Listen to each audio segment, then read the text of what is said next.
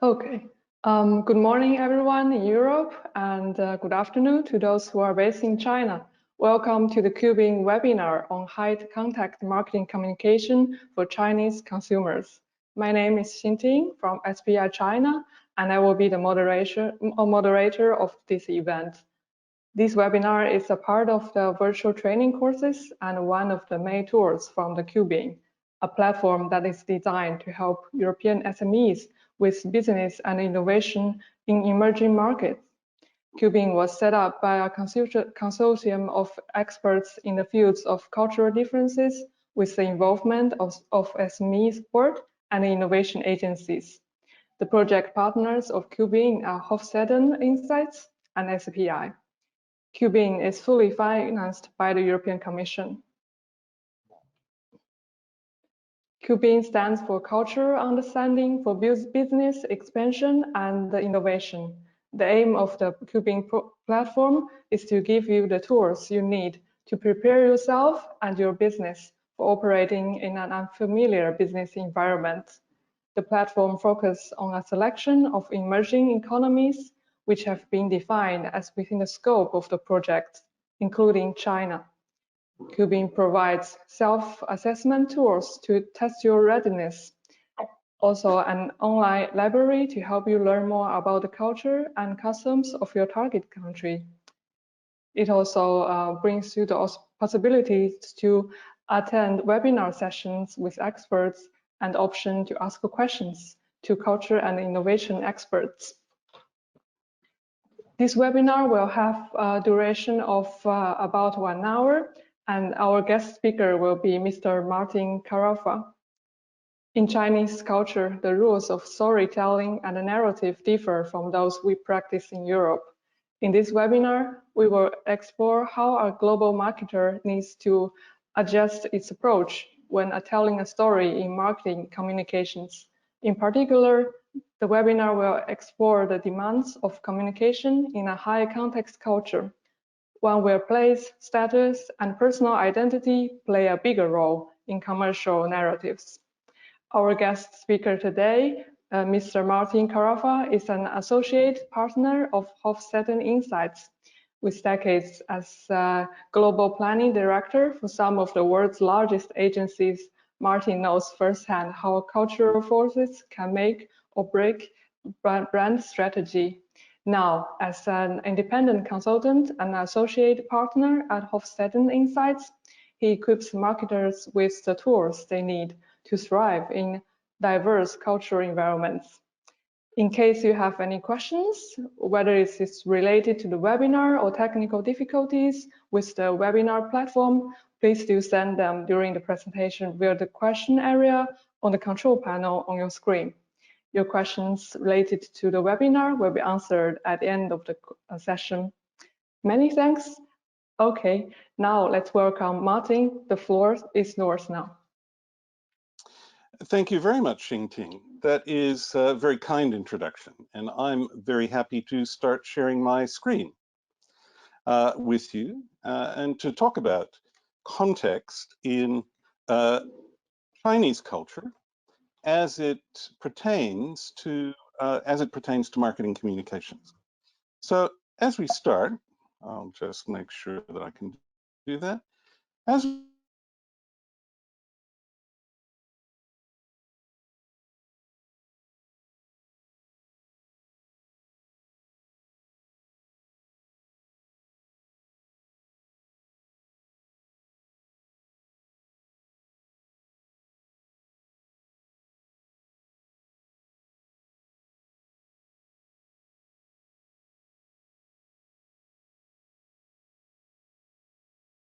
will have understood and known.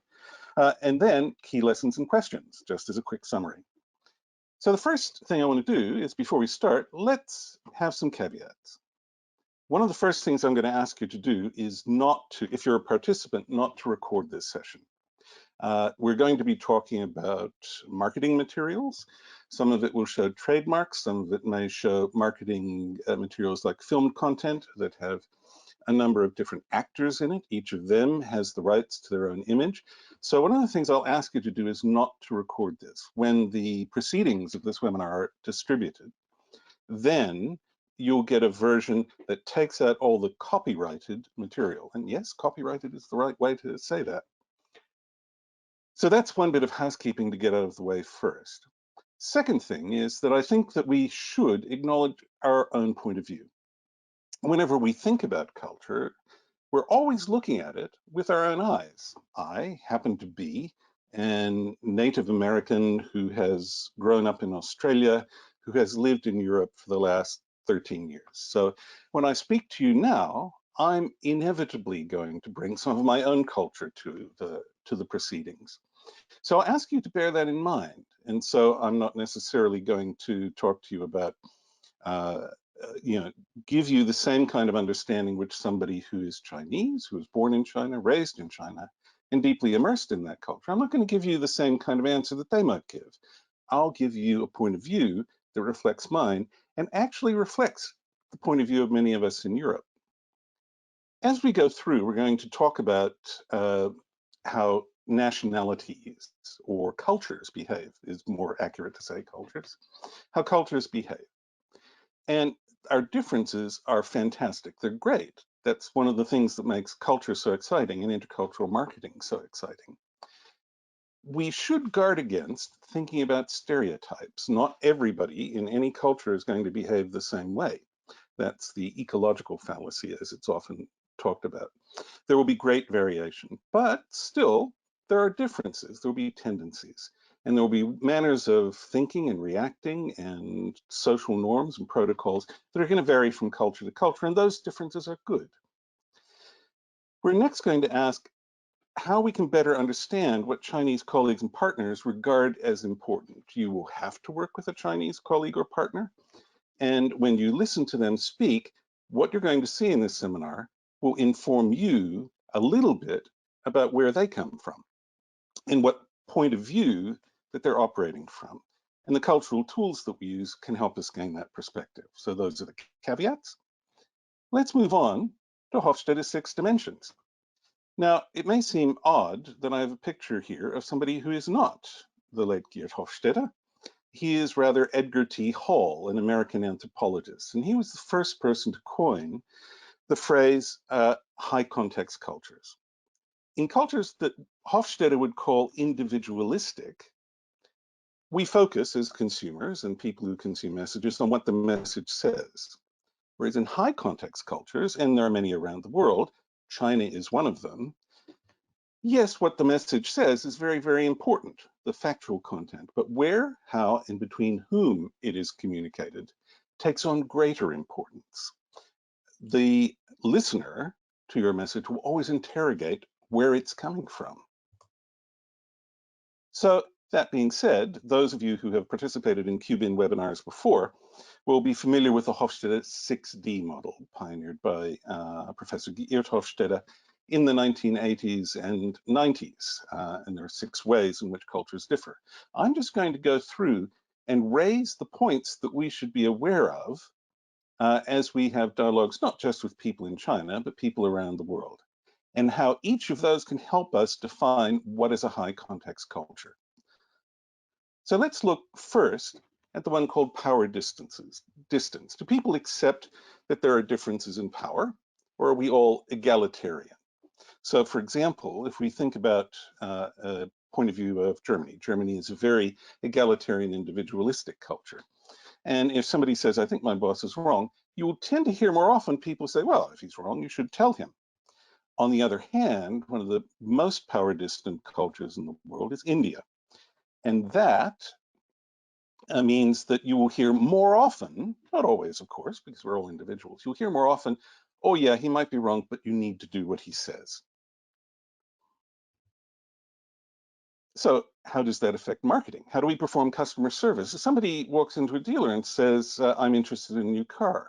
If we have a low power distance culture, like say, for example, Ireland, the salesperson would say, I need to make myself approachable. Yes, it's up to him to come to me, and I should just not scare him off. You'll hear that more often. In China, there'll be a natural expectation that both parties need to form some kind of a relationship. Now, you may have heard of the concept of guanxi, which defines the relationship that we have with each other in normal day-to-day life in Chinese culture. And that's a complex idea, which I'm not going to go into in great detail, but it reinforces the fact that in every case, you need to, as a brand or as a communicator, you need to insert yourself into that context. One of the most vivid examples of this was when, as Jingting said, one of my clients used to be Mercedes-Benz. My client came to me, and this is several years ago, and said, can you tell me why the S-Class sells less in Germany, but most particularly in the United States? The United States, it's a big sedan market. It's not like, buyers want these weird shaped hatchbacks and minivans and maxi vans and CRVs and crossovers and things. There's still a significant market for sedans, and it's a powerful sedan. So surely Americans would like that, wouldn't they? So my team looked at everything we could. We looked at Gini coefficients, we looked at GDP per head, all kinds of data, cultural and macroeconomic. And the only thing that explained it was power distance. That was the correlation. You can see here, this is a car that has a back seat, a bigger back seat often than you find in a lot of sedans or SUVs or hatchbacks, and it's often driven. And we can see that power distant countries tend to like to drive themselves, and egalitarian cultures like to drive themselves, and power distant cultures tend to like both the display of status that this gives, the display of power, and the fact that it's set up to be driven.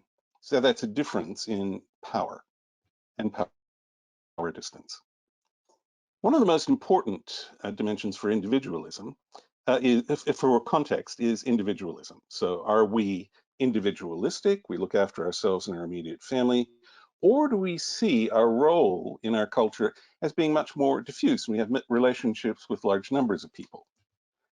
So I will get rid of that. So if you happen to be like me, born in the United States, you watch a commercial message.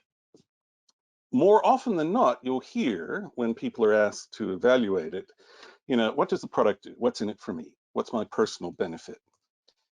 In a high context culture like China, you will hear more often, what does it do? Of course, everyone wants to know what a product does, but who is it for and where does it fit in? What kind of people use it? What kind of occasions are appropriate for it? And that context needs to be supplied whenever you're communicating in a high context culture like China. And we'll talk a lot more about that later on as we go through some examples. Now, the next dimension is masculinity, and I deliberately put that in quotes because in my language and in my culture, that's a problematic word to use. It doesn't have to do so much with gender, except that in some cases, in some cultures, particularly those at the very top of the masculinity scale, the two genders, if we're only asking about two genders, tend to answer the question differently. So when I use the word masculinity, I'll ask you to think not so much of male and female, but of a culture that is more committed to achievement, which would be called masculine, versus a culture that would be committed to quality of life, which would be called feminine. But I would rather simply say that they're not so achievement oriented. So if somebody says, I'd like to take a vacation in Sweden, which it happens to be the country that scores lowest on this dimension of masculinity in the world, we are more likely to hear something like, that's great, everybody needs to relax, love to take a vacation. China is a very masculine culture in this sense, in that even when you use your leisure, you're really going to want to do something with it, to see something, we'll call it achieve something if you like, but that's much more the outcome than simple enjoyment, I would hazard to say. Not that Chinese travelers don't like to have a good time or enjoy themselves. We're all human beings, we want to enjoy ourselves. But we'll come at evaluating, say, this thing that we call a vacation from two different points of view. And it's very important to say here, this is where luxury goods live. So if somebody's buying a watch and we're in Sweden, I am not a Swede, so I don't know all of the cultural resonances of Jantelagen. but I point out that it exists. And as a marketer, global marketer of luxury goods at one point in my corporate career, I would say, yeah, we know that we have to take care of bling in the Swedish market. In China, it's different. When we see a piece of luxury goods, that symbolizes something that actually has a much bigger message than just, I have the money to buy it. And it's part of what we'll call good reputation. Mianxi, the word that I've put in the speech bubble there, is often translated as face, but the way we use good face, bad face, certainly in the English language that I'm a native speaker of, is often doesn't really carry the richness of Mianxi, which is about saying, yes, I fit in the right place inside my culture. And so it's no accident that luxury goods have strong links to masculinity. We can see that traditional luxury goods come from very high power distance, well, relatively high power distance countries like Italy and France in Europe, and Japan in Asia. The major markets are, of course, China, which is developing its own luxury good manufacture and design base in itself, the Middle East and Japan.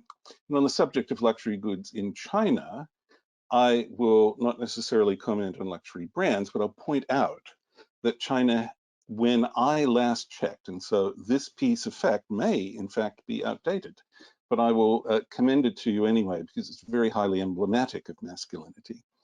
And China changes very, very quickly, as we all know.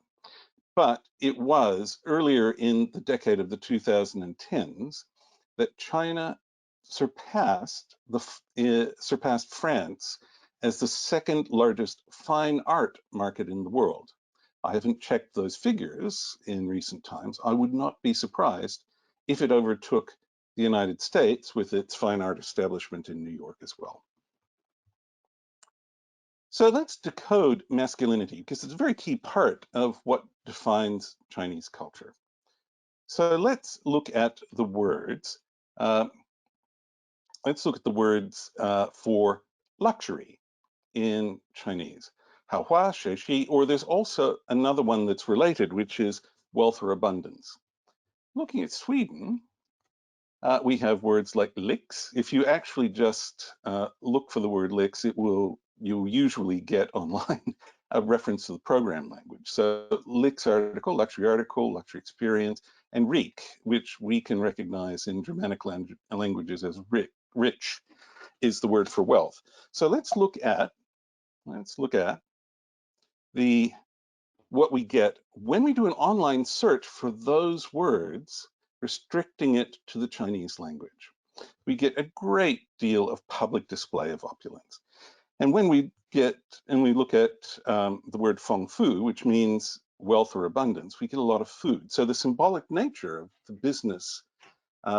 business banquets, which got into the news sometime around 2016, it's much more than food, or it's much more than simply making everybody happy. There's a great deal of symbolism in that. So status symbols are often power symbols. I'm big and rich, and that gives me power. Let's look at what we do when we look at the words, the images that surround the words in Swedish. And here we have it. We have a quality of life focus. It's all about personal and individual experiences. Sometimes the words that went along with that in Swedish were, yes, coffee can be a luxury too. And I was very perplexed, coming from a relatively masculine culture, to see celery and peanut butter described as a luxury, but it can be a luxury experience if it's pleasurable, and that's quality of life. And the words for wealth, well, have some very literal symbolism in Swedish. Literally, wealth is having a lot of money. So let me go. So luxury is much more about personal pleasure. Let's move on to uncertainty avoidance. How comfortable are people with laissez-faire?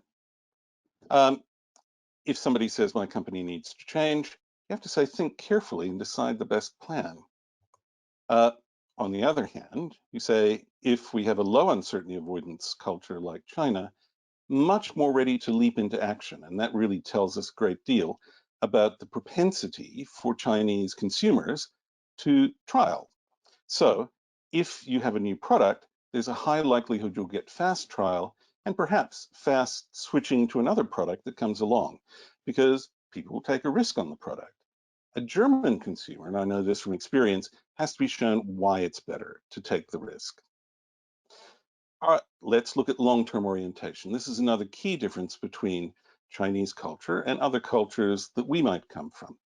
In particular, European cultures tend to be long-term planners. They're looking at the medium to long term. Chinese culture, however, is very much more long-term, but long-term, not because I have a dream. As an American, I'd say, yeah, you want to change your company? What's your vision?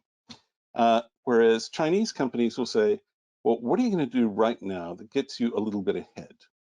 And that's a key difference. Attitudes to change. What defines you? We've seen Americans say, particularly older Americans, say our past defines who we are.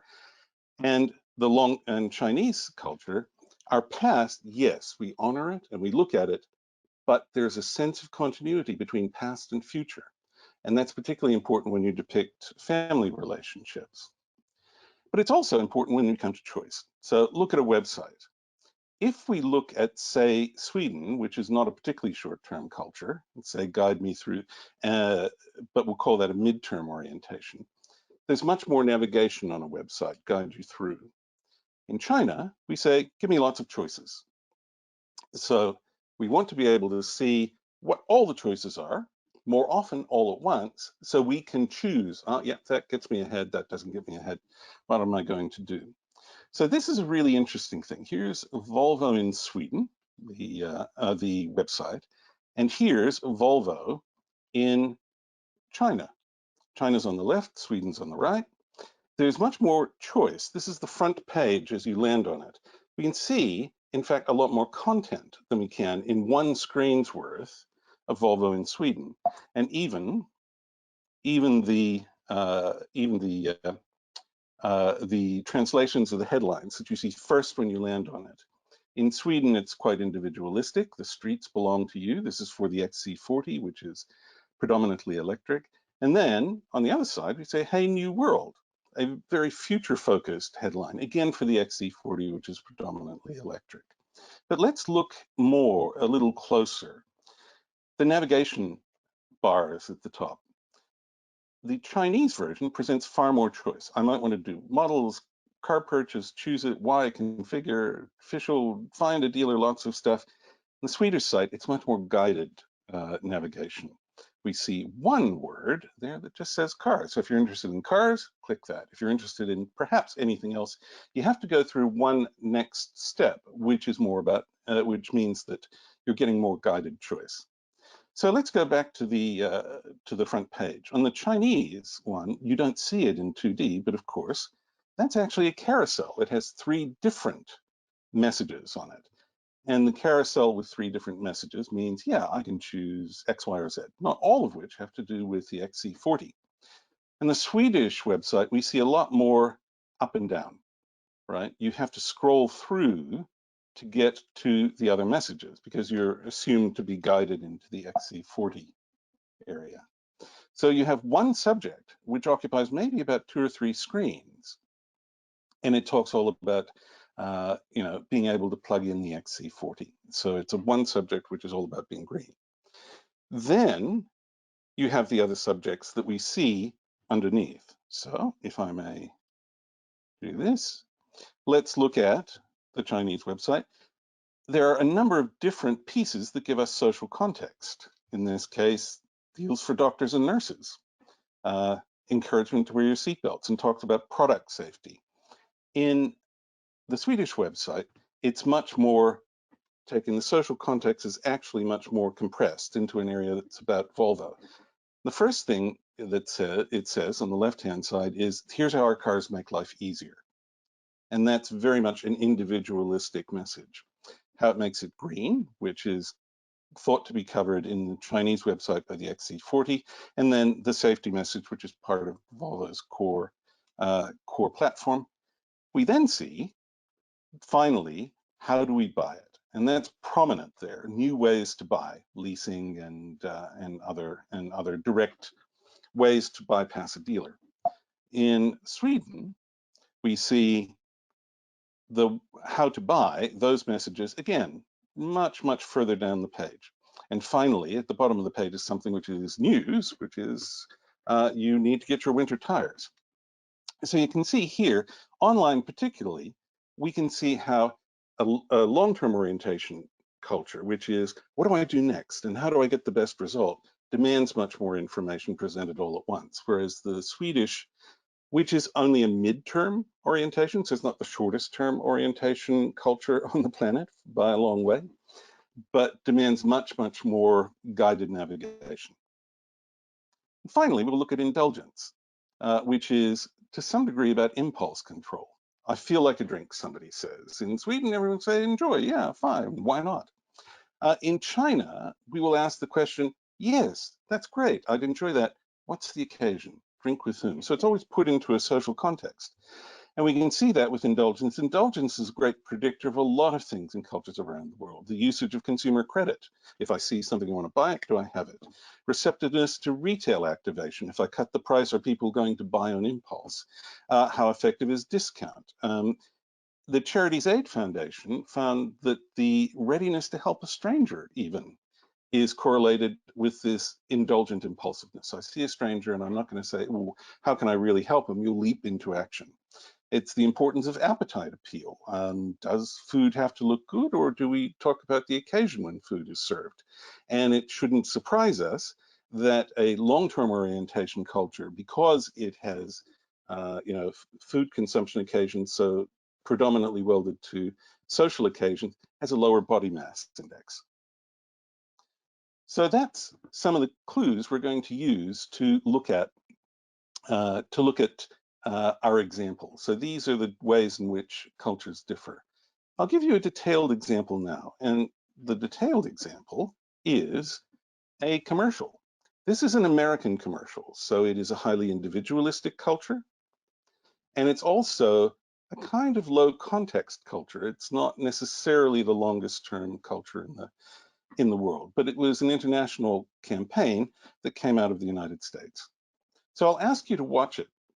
And as I do, I'll just point out that it begins with a young woman who's looking at a record collection, which we might assume belongs to an older relative. And I won't talk any more about that. So there we have it. I think that one might question, that's a commercial that is very heavy with context for an American commercial. Could it work in China? And before we answer that, I'm going to tell you, yes, it could. And it did. The same year, that was produced for Christmas 2014, the Chinese New Year ad for Apple in China was a version of it. We see on the left the American record, which was a personal gift where you could record a personal message to somebody that you love, compared with, and it's important to know this, on the right-hand side, a record which says an audition of Yo Ru Li, and again, I'm not sure that the translation gets the name in the right order, but it's dated January 1947, so it's an audition record. The two songs are both love songs. Talking on the left, the American version, talking about a love between two people, and the right is also talking about the love between two people. The person living in my heart has a smiling face. So let's have a look at the Chinese version and then we'll examine it. Well, I'll give everybody a second to wipe the tears out of their eyes because they're both very emotional, moving commercials, and they deal with things that both Chinese consumers and consumers in other parts of the world have in common. But what I'll do is then move on to point out some of the differences, and they have to do with context. So the first and most important one happens to be setting of time and place.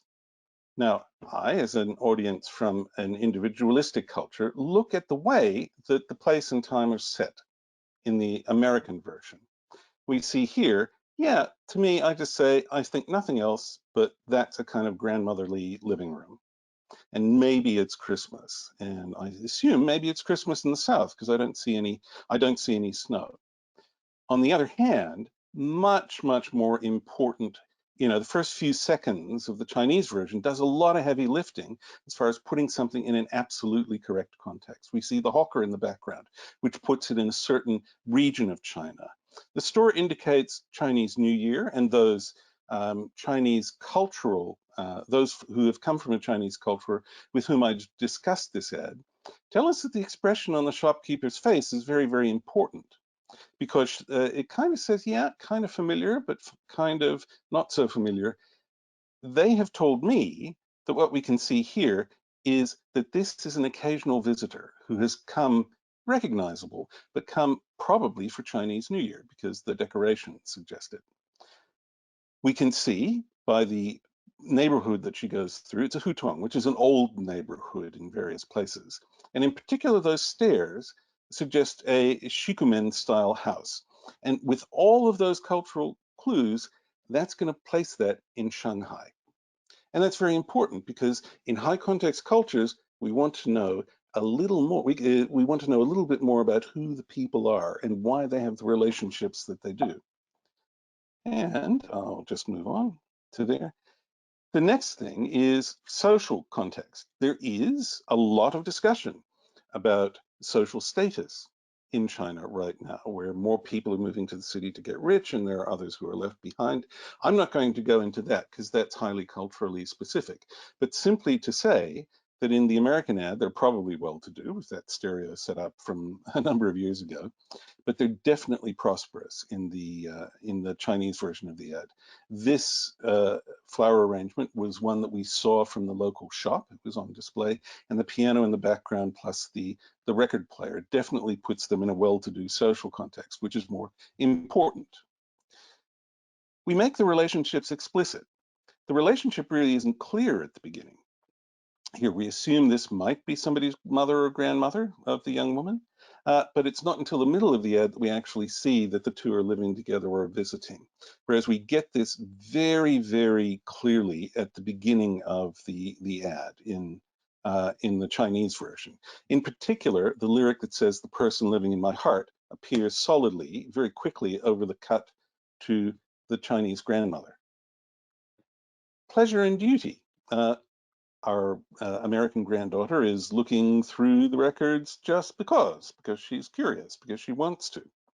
Whereas in the Chinese version of the ad, it's very clear that cleaning up grandma's place, which she does throughout the ad, gave her a reason for her curiosity. So that was much more established in a context of why. And as well, we look, the first time we see the relationship between the grandmother and granddaughter in the American version, we can see is in the middle. It's when the granddaughter cuddles up under the covers with her grandmother. And that's an impulse of pleasure or sentiment, whereas we see much more duty throughout the ad in China. Very important here, and this has to do with individualism. Remember how I said that Western viewers say, look, what's in it for me, generally? The first thing they think about? That means Western marketers like to put the product in much faster. We have the first appearance of the product in the American version 19 seconds in, 30 seconds into the Chinese version. If you count up all the times you see the products in use, either computer or earphones or portable devices, we can see that we have 46 seconds of the product in use in the American commercial, 31 seconds in the Chinese commercial. And there, it's always more prominent in shot in the American commercial, and it's less prominent in the Chinese version. We can look at individualism in images. Look at how many more times people in context appear in the Chinese version versus the American version, which doesn't have a picture of the grandmother and granddaughter on the instructions to play. And look at how many of these pictures are single pictures. Even when we have a single picture in the Chinese version, we can see it's in context of family and loved ones and occasions. And finally, very important, present and future. Remember, we said that China is a much more long-term culture than some cultures in the West. The American culture, we can see that it simply ends with happy holidays. The Chinese title at the end, it's interesting because so many Chinese speakers whom I've spoken to about this say it's very beautiful, and somehow we get a little different English translation all the time. So this is my interpretation of what they've said to me. From memories of the past, spring new ideas. So there's always a continuity. From memories of the past, spring new ideas. We're looking from the past to the future.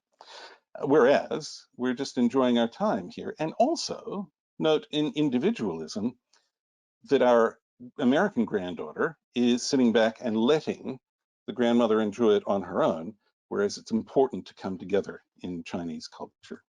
So you can see that, you can say, okay, if we have our own message, we can just translate it, can't we? No, you can't. You have to really look at it. So I'm just going to spend the last couple of minutes, because I'm running a little bit behind time, on where the future holds. And this is a very important one, because it has to, during this, we're going to talk about celebrity culture. And the word celebrity, certainly in my culture, is positive, but it's also kind of negative. It means shallow and superficial. Where you have a high context culture where people care about relationships between each other, who's popular, who does everybody approve of, who does everyone, and I'll choose my words very carefully, who fits in the best with the most people. Having a reputation of some kind is really very important. The Apple New Year ad starred Eleanor Yu Kai-jin, whose mother is, and she was an unknown before she made the ad in 2014, but her mother is Kwan Yi-fong, who's a Singaporean TV host. And since then, Eleanor has shot to prominence. But again, let's not think of celebrity. Let's think that when we have influencers in Chinese culture, who might be a celebrity and who might not, they simply provide context. This is an example of celebrities providing context. It's the marriage between two famous actors, Luo Jin and Tiffany Tang Yan, who made their wedding a social media event. Their chief social media sponsor was Weibo, Sinha Weibo, which is a social network. Their venue sponsor was Vienna. So the city of Vienna provided the venue, right, to attract more Chinese customers to the businesses they represent in Vienna. The groom sponsor was Ermenegildo Zegna. He, of course, classic Zegna suit, of course he's going to be that. But the interesting one was Chloe. The bride sponsor had an original design commissioned, which grooms tend not to be able to do. And it was from the Paris fashion house Chloe. And in the course of it, she used her social media community with whom she interacts, because that's an important part of being notable in China, with whom she interacts to guide the designer through the process. So the community could vote on the design. And ultimately, that was one of the things that placed the wedding in context and also gave the brand Chloe a much deeper embed into Chinese culture, which it didn't have before. So the traffic was extraordinary during that time. Available since the early 2010s has been instant purchase of product-placed items. So this example goes back to a Korean soap opera, My Lover from a Star, which was popular in China in the mid-2000s. And of course, you can see if the character in the program, and most people watch programs on mobile phones in China, uses a Samsung, you will be able to buy a Samsung or a particular brand of lipstick. And it's interesting because that is not a trend that's stopped. So popular and so important is this in providing context for a brand that the Japanese, that's a terrible insult. Please forgive me. The Chinese company Tencent and Miraid, the UK company, developed AI for a retroactive product placement. So they could take old movies and TV shows and change the brand on that, so that you would have that opportunity to buy things in a piece of program material that was old. So in that case, we can say key opinion leaders are very important. They can sell you stuff. Key opinion consumers who provide ratings and instructions, they're becoming ever more important and ever bigger for context marketing. And in fact, you can reach the same number of people often by buying multiple of these smaller consumer influencers as opposed to a big celebrity. So that takes us to key lessons and questions. So think in concrete human terms, as precise as possible, answer who it's for as well as what it does. Beware that your reputation is important. There's fast trial, so you're likely to succeed fast or fail fast. You always focus on the future in communications. Offer as much choice as possible as fast as possible. There's pleasure in rituals rather than indulgence. Always give detailed settings and locations, and influencers provide context. They don't always need to be famous. So that takes me a little bit, only a couple of minutes late, to ask you for some questions. Okay, thank you so much, Martin, for this very interesting presentation with clear comparisons and detailed examples, including very touching commercials that we have watched. Well, I really enjoyed it, and as a Chinese, through your presentation, I really feel that I gain a better understanding of my culture and my people. Here we received several questions from our attendees. The first one is, could you please provide suggested readings as he wants to learn more about the Chinese culture? Right, and could I ask where the questioner comes from? Comes from? I cannot see the which country he's from, but I assume that he is like by name. I assume that he is a European. Okay, no problems with that. First place I would suggest is go to Qbin. Qbin in its many pieces on China has some fantastic information and some great links as well. In general, I think everyone needs to understand cultural theory. I can't give you the suggested reading URL right now, but there are a number of different colleagues from Hofstede Insights who have written books, like Diego Gilardoni is one whose work on China, I think for a European audience would be very helpful. And again, we can provide the links later. Okay, thank you, Martin. The second question, let me check. Please wait a moment. Okay, this one is actually a comment from probably a Chinese participant, and she commented that actually China changed a lot, especially for the young generation.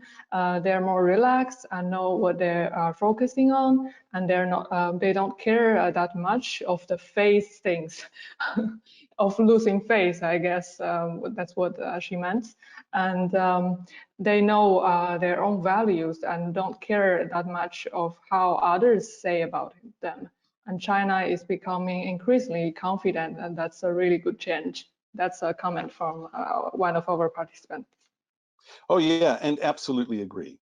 Absolutely agree with that. China, 5 years ago is vastly different from the China it has now. What actually changes is generations.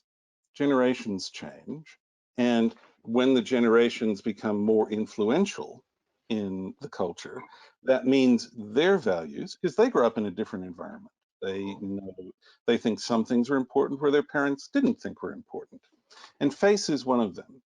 Face as a reputation which you hold back and do. And again, I'm talking about from what I read, and I've read and studied and talked to Chinese colleagues and friends.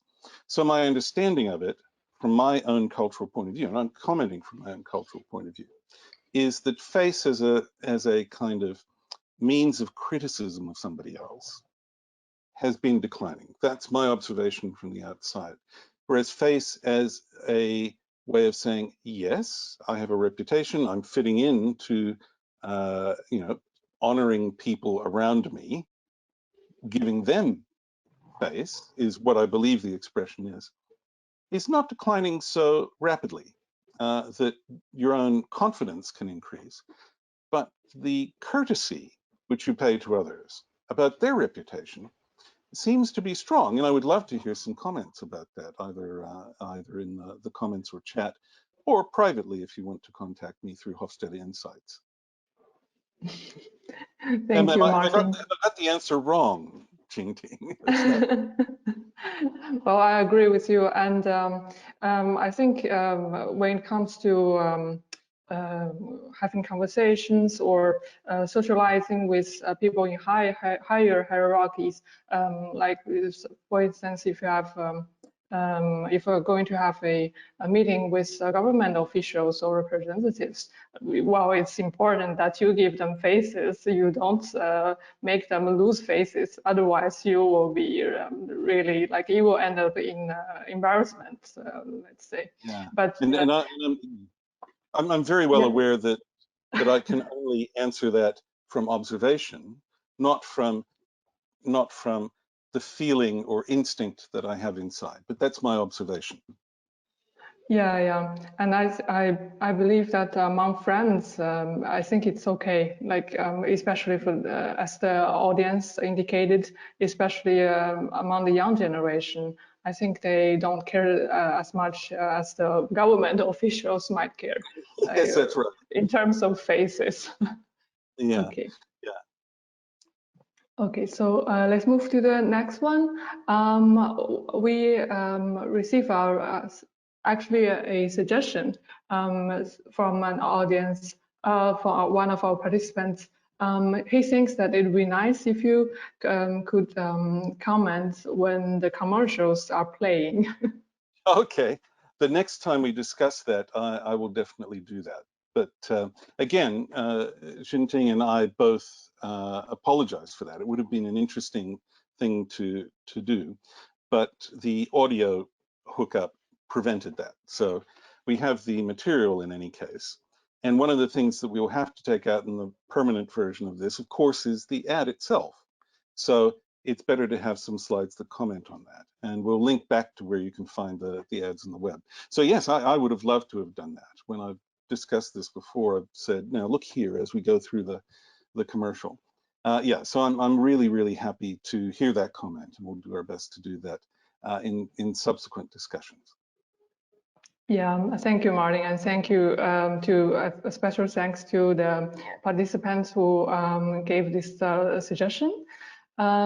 He also asks, do you think this cultural context in commercials is added consciously, or it comes automatically when local agencies are involved in the production? Yeah, it's I'd say mostly it's automatic, right? Because if I I didn't work for the agency that did the 2 Apple ads, but it was the same ad agency in different places, TBWA, Media Arts Lab. So the likelihood that they were not collaborating in some way is pretty slim, but each brings its own interpretation. And again, you know, interpretation and localization is something that you really do need a local to do. One of the things that we can do as a culture when we deal from the outside, and I'll use the word outside advisedly, is to understand what's going on, right? Understand why. So that when you ask a question like, why do you do that? Why can't we do this? Why did you lose that? That's where a lot of tension, and I know this from, you know, I have to say painful experience working on global campaigns, that when people say, that's strange, why are you doing that? That's one of the place where this kind of cultural understanding is absolutely vital. And so, yes, if you understand context in Chinese culture, the likelihood that you, as an outsider, is going to be able to say, well, we'll just alter it in this way, and then broadcast it in China, it's very slim that you're going to get it right. You do need that kind of instinctive local understanding. Do you need to put in this step of acquiring cultural understanding? Theoretically, you just say, well, we'll run whatever our local colleagues say, but my experience shows that doesn't quite work in a large global organization. That understanding both points of view helps get a better local interpretation, for one thing. If you can explain what's behind the commercial or piece of material in your culture, then to capture it better in the other culture, what's really universal as opposed to what's superficially universal, which seems opposed to what's superficially similar. That's where you really need to go through this process. And so international collaboration becomes much stronger when that happens. I'll just comment on that. Apple has taken to creating its own, Apple China has taken to creating its own highly successful and extraordinarily beautiful campaigns for Chinese New Year, rather than trying to do the dance of international coordination. And I'm saying that sounds like a dig, but it's not. The international coordination is very important, but understanding the local culture is very important. And I'd commend Apple's last Chinese New Year ad in China, which was about, again, it's called The Daughter. And I'd commend that to anyone to look and see how really deep local insight can make some beautiful results. Okay, thank you, Martin. And by the way, the first participant who raised the first question is from Ireland. Oh, well, hello. That's good. Okay, let's move to the next question. So what advices could you give to European SMEs as they enter a high context market? Review their marketing materials for cultural appropriateness, or develop different materials for each market? Yeah, localization never hurts, right? This is very important. You are not going to succeed if you have one face in your local market and one face in the market you're trying to go to. You know, consumers around the world are connected. And so they will see you behaving one way in one culture, and they will see you behaving another way in another culture. But the thing that has made your SME successful, your brand successful, is certain things. You represent certain values, and they can be a belief in quality. They can be, you know, the fact that you're a casual clothes brand rather than a formal clothes brand. You can say, well, we deal with people who are more individualistic and rebellious. All of those kinds of things are values. So you have to understand that. When you go to another culture, you need to understand what the values are that are different. So if you have something like very high individualism, and you want to go to a culture which is much more collective, and it doesn't have to be China, let's say India or Nigeria are in some measures quite collective cultures, you'd have to say, yes, I need to get local help. So that's the first thing. But you also need to interrogate what about your culture is baked into what you do, so that it can be interpreted around the world. That's the first thing I would say. Second thing is, you know, of course, it's very helpful to talk to Hofstede Insights to tell you what the differences in those cultures are, but that's something I don't want to. Let's not have that's not a message from your sponsor, but it's important to actually study the culture you're going into. You will all probably have done the macroeconomic work. You'll be saying, yes, we make baby strollers, for example. And so we're going to go into countries that have a large population of infants. So, right, fine. That's the kind of thing that most SMEs do. But the cultural side is something to add. What do we have to do to localize the materials? First of all, you need a local partner. Second, you need to have that understanding between the two. You need to be able to articulate what values come from your culture that are going to be meaningful in another. And if they're different, adjust the materials in terms of the message. And again, a local partner is very important in that. Okay. Okay, thank you, Martin. And the next question is, when marketing in China, is it more about augmenting the storyline from the home culture or starting from scratch? Yeah, I believe that the storyline from the home culture is a good creative brief. The example that we had in the two Apple ads that we looked at, thinking about the American ad, would it translate in China? We know it did. But let's remember that that had some cultural distinctions that made it very sympathetic to Chinese culture, right? One of them is long-term orientation, right? It was about the past inspiring, at the very least, the present or the future generation, right? So we had a very sympathetic story there that was suitable for adaptation. And we should be able to get a good ballpark judgment on that to say, yeah, does this have potential for a reinterpretation? We should be able to do that. And we should be able to reject things that are incredibly, incredibly inappropriate, right? Things that you just know. I'm not going to make any comments, but if we on this directly, but I'll just point to the fact in 1997, Apple had a very famous campaign called Think Different, which said, here's to the rebels, the dreamers, the people who were dissatisfied or whatever, and I think that the moment you say something like rebel, let's interrogate that. Is that the right thing? Because that's a very highly individualistic thing. So the answer is, a very unsatisfying answer is it depends, but it is a necessary thought so that at the very least you understand the material that you've made, what cultural assumptions you've made that are almost invisible to you, so that when you say, oh, think about this, our Chinese partner, you're able to articulate what makes it work, what the message is. Okay, thank you, Martin. And we also have a question from Portuguese attendee, and he or she would like to know, so hi Martin, could you please share examples to why marketing? Why marketing? Yeah. I suspect that's an incomplete sentence, but I'll answer the incomplete sentence. Why marketing? Why bother to market at all? And that's something which, again, Portugal doesn't necessarily have. Portugal is. I'd have to look it up, but I think it's individualistic, and you can say, doesn't the product speak for itself, right?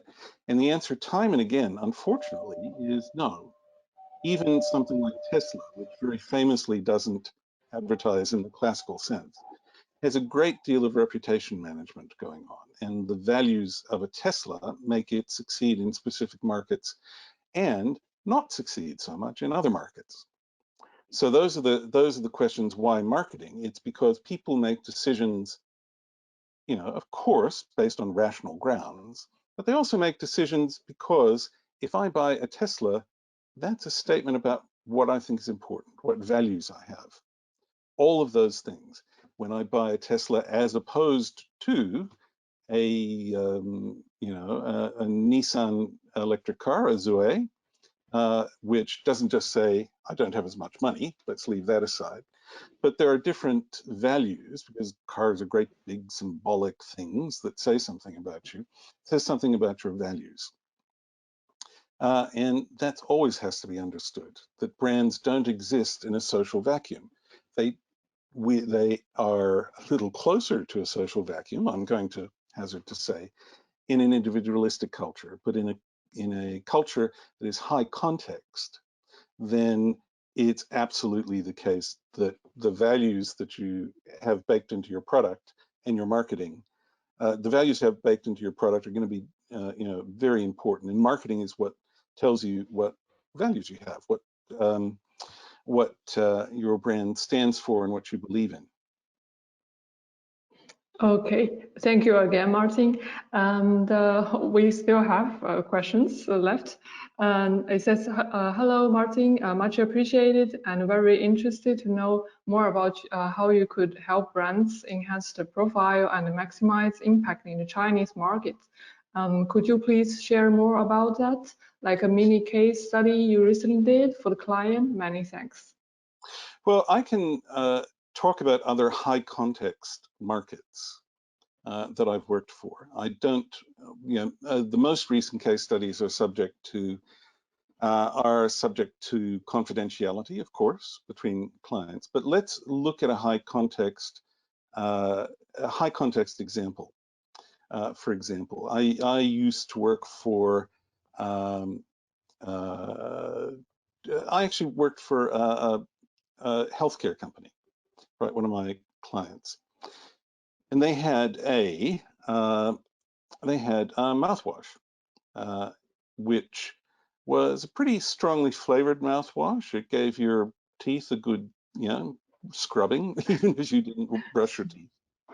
And that had to be adjusted because in individualistic cultures, something that slaps you around the face is kind of like, yeah, fine.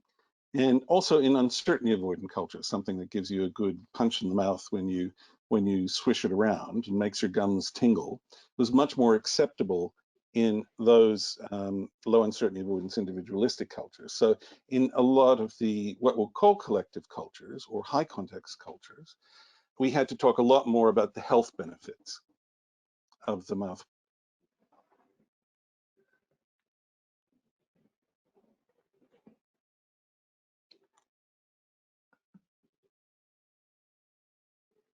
Hello. Wow, do I feel clean? Oh. So that's an example. Okay, thank you, Martin, for sharing with us the example. Another question is, hello, Martin, many thanks for the presentation. She's from China, and she mentioned that you mentioned about the popularity of the celebrity culture in China. And she has the feeling that in Western culture, the celebrity culture also prevails. Sorry, I didn't hear the question. You dropped out there for a minute. Could you repeat it? Okay. Yes, sure. So this question is from a Chinese participant. She says, hello, Martin, many thanks for the presentation.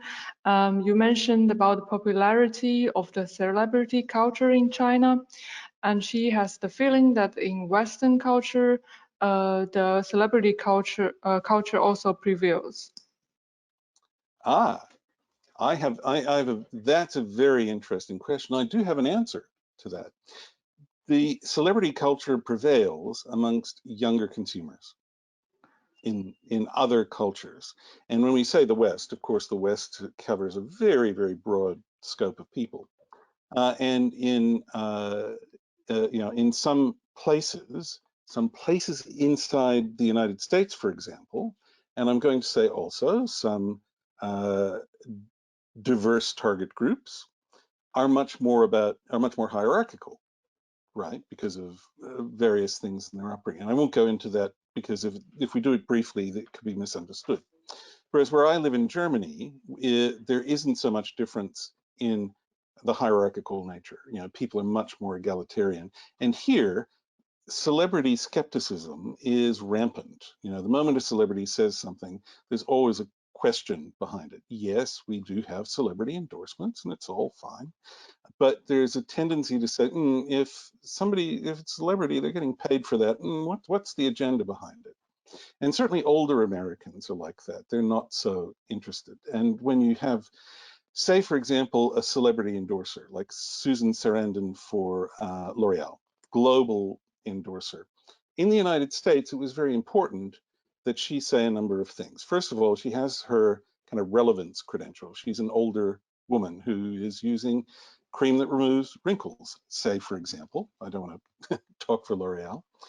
But also, she's the one who says, I use it because, right? And so if the celebrity adds value, it's because they're relevant and people know that they're relevant. Whereas there are other cultures, and I will cite India in this case. And again, I don't want to perpetuate stereotypes or anything like that. It's much more complex than I'm about to say.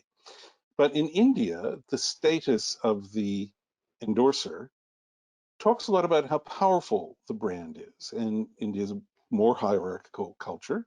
And there's a lot of really well documented cases on talking about the importance of celebrities in high power distant culture versus egalitarian culture. The demand for relevance is not so great. It's simply to say that the company or brand associates with somebody powerful and popular. And if it's popular, if you're in a high context culture, the people who like it, like the celebrity, are part of their troop or tribe or have invested in that certainly in China, social media relationship with them, then that becomes far more persuasive. Whereas celebrities, say, as I say, in a low context culture like Germany, is kind of like everyone curls their lip at it. And I say that that's unfair, of course, because we do have celebrities on television in Germany and they endorse products. But the effectiveness is, there's many more conditions that a celebrity has to meet in order to be an authentic and credible spokesperson. Thank you, Martin. And the last question is from a participant, and he says that he lived in Germany and find it very hierarchical. Do you agree with that? And how Germans then should deal with Chinese? Well, this is an interesting one because before I moved to Germany, I thought that too. I thought very hierarchical. And this is not about marketing. This is more about the intercultural management that my Hofstede Insights colleagues are more expert in. And that is, we have in Germany, Germany has high uncertainty avoidance, right? And it's also a very long-term culture like China in that it says, okay, we don't like uncertainty, so we're going to have a fairly strict plan that we'll follow. And if we get halfway through and the plan doesn't work, then, well, there was something wrong with the plan. And I've seen more often in German companies saying, oh, well, we need to come up with a new plan rather than course correct. And so if you're like me, I come from a low uncertainty avoidance culture. China is a low uncertainty avoidance culture. And we see that dedication to process as being hierarchical because there will be gates and there'll be people who inspect it. And the people who inspect it are likely to have some kind of technical expertise or be an expert in their field who can say yes and no. And all of those things can be interpreted as hierarchical. But in fact, if we can see things going on in Germany, we can see that the teams that created the process much more even talk. So a young person who has better expertise can tell an older person, for example, who might be higher in the hierarchy, what to do. And so skills are what make it seem. And I'm going to use the word rigid because that's a German stereotype, but I'll use it in the kindest possible sense. But the quest for certainty looks like hierarchy, whereas in fact it's expertise, which is talking, which is giving you the yes or no. And if you live in Germany, I mean, you can see that the people, when there are people interviewed on television about what's going on in a particular case, whether it be a product or an emergency or something like that, German television always talks to the people on the ground. The firefighter who has been trained will tell you about the fire, right? The scientist who has been trained, young or old, is going to be the one that tells you about the new drug, not as much the head of the company. So it's a bit misleading to say Germans are hierarchical. And it was the stereotype I bought into as well when I first came here. Okay, thank you, Martin. And the last comment is from the Chinese participant who has raised the question regarding the celebrity culture. And she says that thank you for the insightful answer. She is satisfied with it. Well, thank you for listening and thank you for asking. Okay, many thanks, Martin. It's really a great webinar, and I really enjoyed the presentation, and thank you so much for sharing your fascinating insights in Chinese culture. And I hope we have answered all the questions. Yes, we have answered all the questions. Okay, so many thanks for all the participants who are also being with us today. And we hope that you also enjoyed it. And we hope to see you next time. Great, and thank you very much for the invitation. It was fantastic to meet you all, and I really enjoyed it too. Okay, thank you, Martin. I guess so now we can close the webinar. Okay, great. Thank you, and have a nice day. Bye-bye. Thanks.